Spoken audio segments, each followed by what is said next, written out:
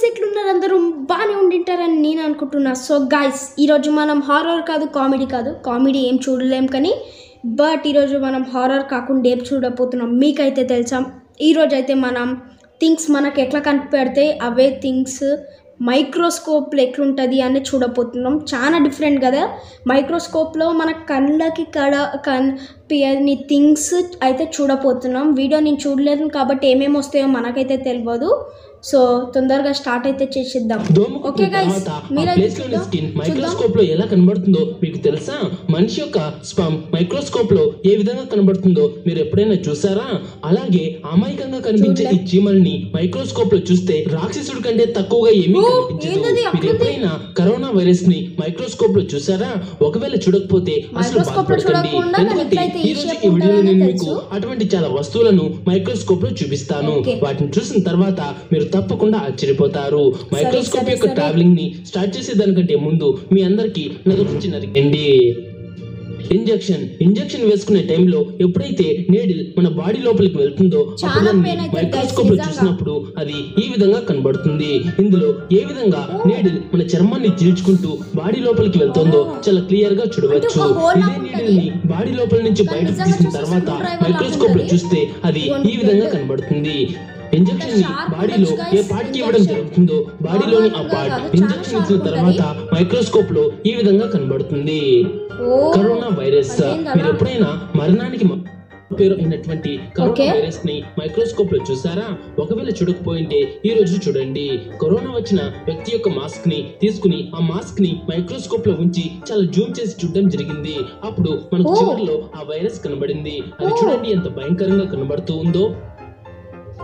అంటే మాస్క్ లోపలనే corona virus ఉంటే మాస్క్ వేసుకొని వేస్ట్ కదా గైస్. ఈ పెన్ ఏ విధంగా వర్క్ చేస్తుందో మీకు తెలుసా?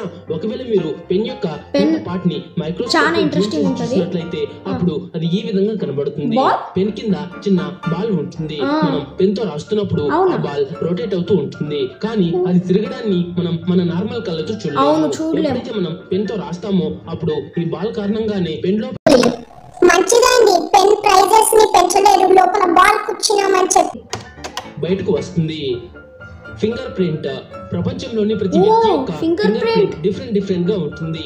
అది అందరికీ తెలిసిందే. ఇప్పుడు ఒకటి సేమ్ గా ఉండదు. కింద నుంచి జూమ్ చేయడం జరిగింది. అప్పుడు చాలా క్లియర్ గా ఫింగర్ యొక్క ఈ లైన్స్ ని చూడవచ్చు. వాటి నుంచి చెమట బయటకు వస్తూ ఉండడం కూడా కనబడుతోంది.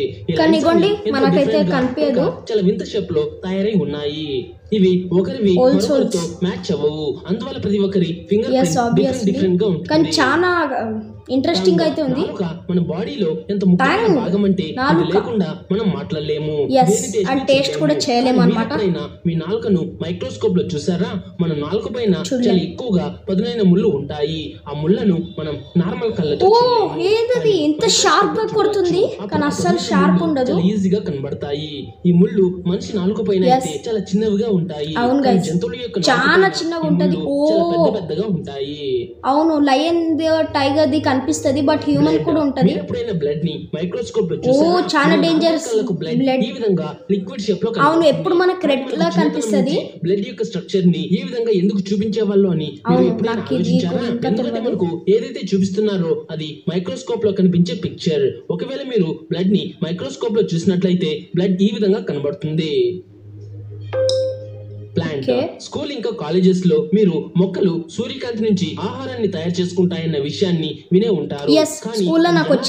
మీకు తెలుసా అది ఎలాగో? ఇప్పుడు చూడండి. ఎప్పుడైతే మీరు మొక్క యొక్క ఆకును మైక్రోస్కోప్ లో చూస్తారో అప్పుడు మీకు ఆకు పైన చిన్న చిన్న రంధ్రాలు చాలా క్లియర్ గా కనబడతాయి. ఈ రంధ్రాల ద్వారా సూర్యకాంతి మొక్క లోపలికి వెళ్తుంది. దానివల్ల మొక్కకు ఆహారం తయారు చేసుకోవడానికి కావలసిన ఎనర్జీ లభిస్తుంది. ఉంటారు, కానీ అసలు ఏ విధంగా కనబడుతుందో మీకు తెలుసా? పదండి తెలుసుకుందాం. పెరుగులో చాలా ఎక్కువ మొత్తంలో బ్యాక్టీరియా ఉంటుందనే విషయం మీకు తెలిసే ఉంటుంది. ఎప్పుడైతే పెరుగును జరిగిందో అప్పుడు అందులో చాలా ఎక్కువగా చిన్న చిన్న బ్యాక్టీరియాస్ కదులుతూ కనబడ్డాయి. ఇప్పుడు మీరు పెరుగులో ఇంత ఎక్కువగా బ్యాక్టీరియా ఉంటే మనం పెరుగుని ఎందుకు తింటున్నాము అని ఆలోచిస్తూ ఉండవచ్చు. అయితే పెరుగులో ఉన్న బ్యాక్టీరియా మన బాడీకి ఎటువంటి హాని చేయదు.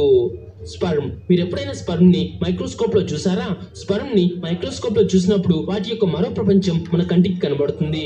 ఇందులో చాలా ఎక్కువగా స్పర్మ్స్ అటు ఇటు కదులుతూ ఉంటాయి. దోమల యొక్క లార్వాలు నీటిలో కదులుతూ ఉంటుంది కదా, సేమ్ అలానే ఇవి కూడా కదులుతూ ఉన్నాయి. గ్రాస్. చిన్నతనంలో మనం గడ్డిని తెంపినప్పుడు అప్పుడప్పుడు మన వేలు కూడా కట్ అయ్యేవి. దీనికి కారణాన్ని మనం మైక్రోస్కోప్ లో చూద్దాం పదండి. మైక్రోస్కోప్ సహాయంతో మనం చాలా క్లియర్ గా ఈ గడ్డి యొక్క అంచులో ఎంత ప్రమాదకరమైన ఉంటాయో చూడవచ్చు. వీటిని మనం నార్మల్ కళ్ళతో చూడలేము. కట్ అవుతుంది. బ్లేడ్ తో మనం ఎన్నో పనులు చేస్తూ ఉంటాము, చేసుకోవడం లాంటివి. కానీ మీరు ఎప్పుడైనా బ్లేడ్ ని మైక్రోస్కోప్ లో చూసారా? ఎప్పుడైతే మీరు పూర్తిగా కొత్త బ్లేడ్ ని మైక్రోస్కోప్లైతే అప్పుడు అది ఈ విధంగా పూర్తిగా షార్ప్ గా కనబడుతుంది. అవును గైస్, బ్లడ్ మనకి బ్లేడ్ చూస్తే మనకి నార్మల్ గానే చాలా షార్ప్ అనిపిస్తుంది కదా, ఎందుకంటే స్కిన్ ఈజీగా కట్ అవుతుంది. తర్వాత దానిపైన ఒకసారి నేను షార్ప్నర్ పెట్టి తీసుకుని ఇక్కడ కోసుకున్నాను అనమాట, నాకు తెలియకుండా అంత షార్ప్ ఉంటదని. కానీ బ్లేడ్ తో హెయిర్ ని కట్ చేయడం వల్ల మన హెయిర్ చాలా తొందరగా ఎందుకు పెరుగుతుందో, అదే ట్రిమ్మర్ తో కట్ చేయడం వల్ల చాలా నిదానంగా ఎందుకు పెరుగుతుందో మీకు తెలుసా? అలా కూడా ఉంటుందా? నాకు తెలియదు, బికాస్ నాకు ఇంకా బియర్డ్ రాలేదు అండ్ నేను షేవింగ్ కూడా చేసుకోలేదు. అప్పుడు దాని రిజల్ట్ ఈ విధంగా మన ముందుకు వచ్చింది. ఇప్పుడు మీరు ఇక్కడ బ్లేడ్ తో కట్ చేసిన హెయిర్ ని చూస్తున్నారు. హెయిర్స్ కూడా నార్మల్ గా కాదు, షార్ప్ గానే కొట్టదా ఉంది. ట్రిమ్మర్ తో కట్ చేసిన హెయిర్ ని చూడండి, ఏదో 100 దెబ్బలకు కట్ అయిన వెంట్రుకల్లాగా ఉంది. చాలా ఎక్కువగా డ్యామేజ్ కనబడుతోంది. అందువల్ల ట్రిమ్మర్ తో కట్ చేయబడిన హెయిర్ చాలా నెమ్మదిగా పెరుగుతుంది. చీమను గైస్ ఇదే నేను వెయిట్ చేస్తుంది. షాక్ అవుతారు, ఎందుకంటే ఎంతో అమాయకంగా కనబడే ఈ చీమలు మైక్రోస్కోప్ లో చాలా డేంజరస్ గా కనబడతాయి. తొక్కి సంపేస్తాం అన్నమాట. మైక్రోస్కోప్ ఇమేజ్ ని చూసిన తర్వాత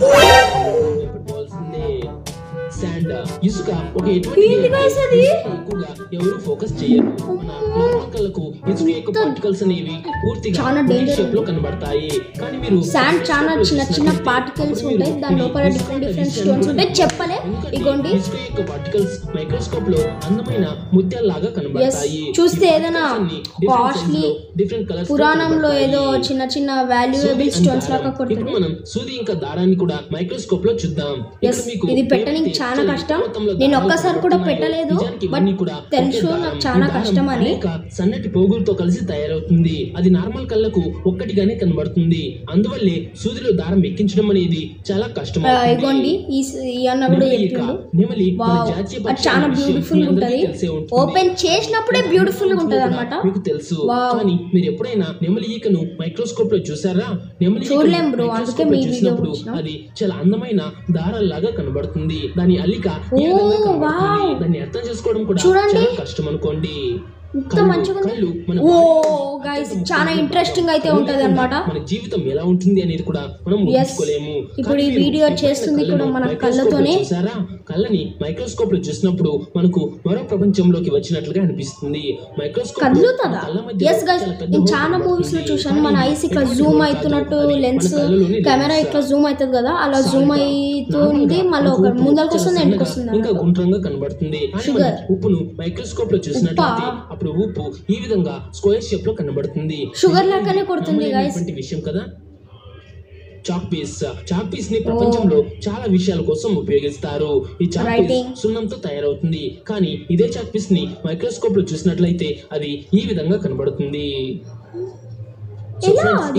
ఇంట్రెస్టింగ్ వీడియో మీకు ఎలా అనిపించింది? ఓకే గైస్, వీడియో అయితే అయిపోయింది. ఈ వీడియోకి పార్ట్ 2 కావాలి. వీడియో అయితే అయిపోయింది, బట్ ఏంది గైస్ అలా ఉంది? నేను ఖచ్చితంగా ఓకే గైస్, మీరైతే చూసింటారు కదా, నాకు దీంట్లో స్కేరీ అయితే కొట్టింది యాంట్ అనమాట. మనం చూస్తేనే తొక్కి చంపేస్తాం కదా, తొక్కి దాన్ని చికెన్ పాప్కార్న్ అయితే చేస్తాం, కీమా చేస్తాం కదా, బట్ చాలా అది పెద్దగా ఉంటే పెద్దగా లయన్ అంత ఉంటే ఎవరైనా చూసిండ్రు అనుకో భయపడి పారిపోతారనమాట. నిజంగా నాకు ఫస్ట్ టైం యాంట్ని చూసి భయమైంది అనమాట. ఇంకా యాంట్ మాత్రం నాకు భలే నచ్చింది. అండ్ ఆ బాల్ పెన్ అనమాట, మనం రాసే పెన్ అన్నీ బాల్తోనే ఉంటుంది అనమాట. అంటే మీరు ఆలోచించండి, బాల్ ఇంత చిన్నగా ఉంటుంది, మన కళ్ళకు కూడా కనిపించదు, అంత చిన్నగా ఉంటుంది. ఆ బాల్ ఎలా పెడతారు చెప్పండి లోపలికి? చాలా కష్టమై ఉంటుంది కదా. సో ఓకే, సో ఇది గైస్ ఈరోజు అయితే ఎపిసోడ్. ఈ వీడియోని మీకు నచ్చినట్టయితే లైక్ చేయండి, షేర్ చేయండి, సబ్స్క్రైబ్ చేయండి. నెక్స్ట్ వీడియోలో అయితే కలుద్దాం. బాయ్.